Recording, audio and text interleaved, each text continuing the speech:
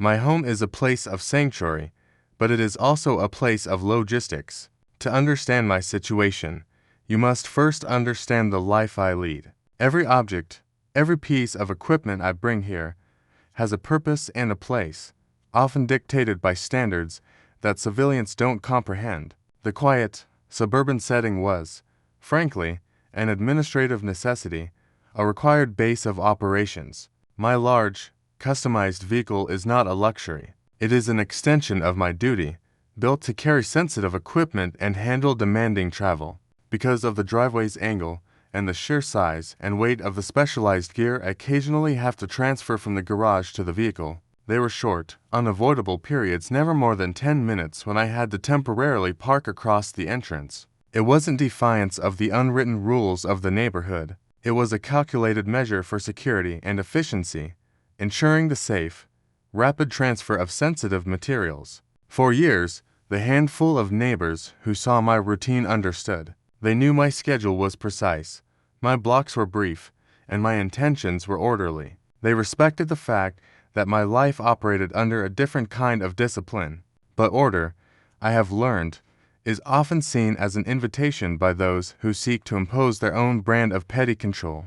The first faint signs of trouble were subtle. A new resident, someone who saw my brief, orderly maneuver not as a necessity, but as a deliberate violation of their sterile suburban order. To her, the problem wasn't safety or flow. The problem was the simple, visible fact that I was doing something that temporarily deviated from the literal rulebook she held so dear. I am a man who respects rules, provided they serve a purpose. My driveway block served a vital purpose. Her complaint, I would soon discover, served no purpose at all, save for feeding a profound sense of entitlement. That 10-minute window of necessary inconvenience, a time I spent focused on national security duties, was about to become the battleground for the most absurd, drawn-out conflict of my civilian life. She saw a homeowner making a mistake. She was about to face a professional who doesn't make mistakes, only calculated decisions.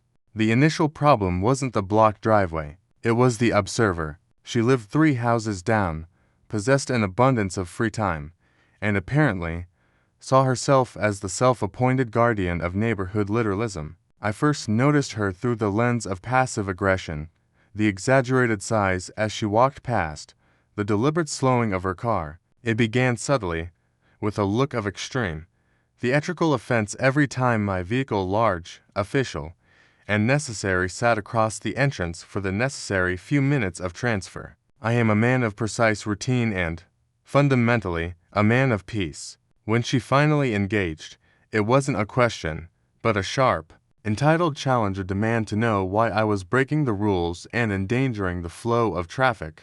I explained, calmly and simply, the short duration and the security necessity of the block. I offered a reasoned, 5-second explanation that would have satisfied any rational neighbor. But she didn't hear reason. She heard an excuse. Her eyes narrowed. She produced her cell phone, and the lens focused, not on the inconvenience, but on the perceived violation. Her intent was clear. This was no longer a misunderstanding. It was a file to be opened, a rule to be enforced, and I was the target. She was building her case, one blurry cell phone picture at a time. The simple act of checking my security equipment, a task vital to my deployment schedule, became a chronic surveillance operation for her. The conflict ascended swiftly from personal annoyance to official action. A few weeks after her aggressive photo-taking sessions, the letter arrived, a formal citation from the city's Code Enforcement Office, demanding immediate compliance regarding driveway obstruction. The letter was a precise mirror of her complaints, citing obscure, outdated municipal codes and even fabricating details about the duration of the block. The initial annoyance transformed into cold, analytical disdain. I saw the true cost of her petty obsession, the precious time wasted, pulled away from mission preparation, simply to navigate a pointless bureaucracy. The time spent composing my measured defense, gathering counter-evidence, and filing appeals felt like a profound drain on my professional focus. She had relentlessly pursued the case, wasting taxpayer money and my professional hours over a matter of 10 feet of concrete. I realized that her weapon was paperwork, Her motivation was the smug satisfaction of winning a trivial argument. She saw me as just another disorganized, non-compliant civilian she could easily bully into submission. She wasn't seeking resolution. She was seeking victory. This was a clear demonstration of her persistent, escalating dedication to a non-issue. I had to face the reality that my polite attempts at clarification had failed. My response, however, was not one of rage, but one of strategy. I don't engage in petty arguments. I engage in strategic defense. I began meticulously gathering evidence, documenting the exact angle of the driveway, the time required for the transfer, and the specific codes regarding temporary security measures. I prepared my case with the precision of a mission brief, knowing that her greatest weapon, her confidence, was about to become her greatest vulnerability. I understood that simply resolving the violation wouldn't be enough. She would find another rule to enforce, another boundary to push. To secure permanent operational peace, the system had to be shown not just that I was compliant, but that her entire complaint was rooted in a profound ignorance of duty and necessity. The stage was set for the formal hearing, and I knew exactly which piece of evidence, which piece of my identity, I was going to hold back until the moment of maximum impact. She thought she was fighting a homeowner. She was about to face a high-ranking professional who treated every challenge as an operation to be won. The fight was no longer over the driveway. It was about the authority to define one's own space and duty, and I would not lose. The initial problem wasn't the blocked driveway. It was the observer. The rage I felt over the destroyed crop was now a cold, surgical focus. This was no longer about revenge. It was about defense, pure and simple. I wasn't seeking injury. I was enforcing a boundary with a language that transcended polite warnings and ignored court summons. I needed a deterrent that spoke directly to the trespasser's sense of self-preservation, something that would stop them dead in their tracks without causing irreversible harm. The spikes were not the tool of a madman, but the last resort of a man abandoned by the system. I could have shut down her complaint with a simple, anonymous legal brief, but that wouldn't have been a solution. It would have been a temporary truce. To secure permanent operational peace, I needed to discredit her entire premise of authority. The hearing, a mundane city arbitration meeting, was the stage for the necessary revelation. I had deliberately kept my full professional title and rank out of all prior correspondence, letting them see only the civilian homeowner they thought they could control. I knew my duty required the temporary blocking. I knew it was justifiable. But my rank gave the justification an immutable, official weight that no zoning code could overrule. I prepared not just a legal defense, but a visual declaration of absolute, unimpeachable duty. I was going to use the very authority she craved to dismantle her case. My plan was meticulous. I researched the exact trajectory of her car, the path she took to avoid the muddy shortcut after the rain. I studied the physics of a tire under impact. The goal was simple: disable the vehicle, force a stop, and deliver an undeniable message, all while minimizing the risk of severe injury to the driver. I used crude metal scraps and heavy-gauge rebar, welding them into rough, angled pyramids. They were designed to puncture, not to rip, to deflate a tire instantly, not to shred the whole wheel well. The placement was key. I worked under the pre-dawn darkness, the silence of the farm acting as my accomplice. I dug shallow trenches along the exact, invisible line of her habitual cut-through, placing the metal defense meticulously. I buried them just below the surface, camouflaging them with the dirt and loose straw I'd swept aside.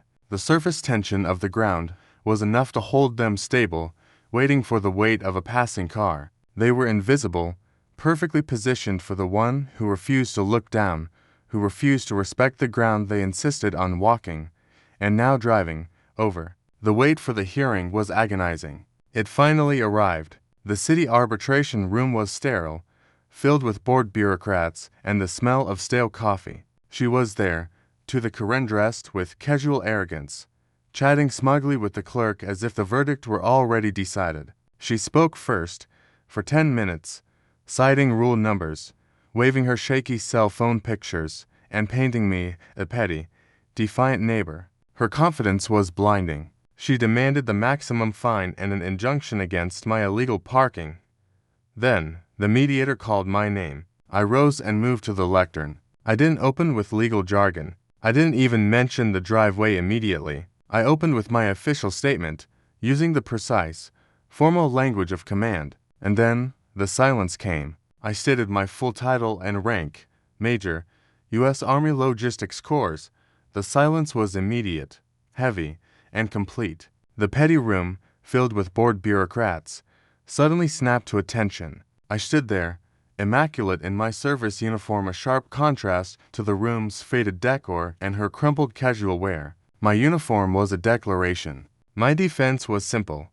The vehicle was momentarily positioned across the drive a duration of 6 minutes, as timed by the security log, not as an act of negligence, but as a necessary temporary measure for the secure transfer of official, sensitive government equipment, a process my rank authorizes and my duty demands.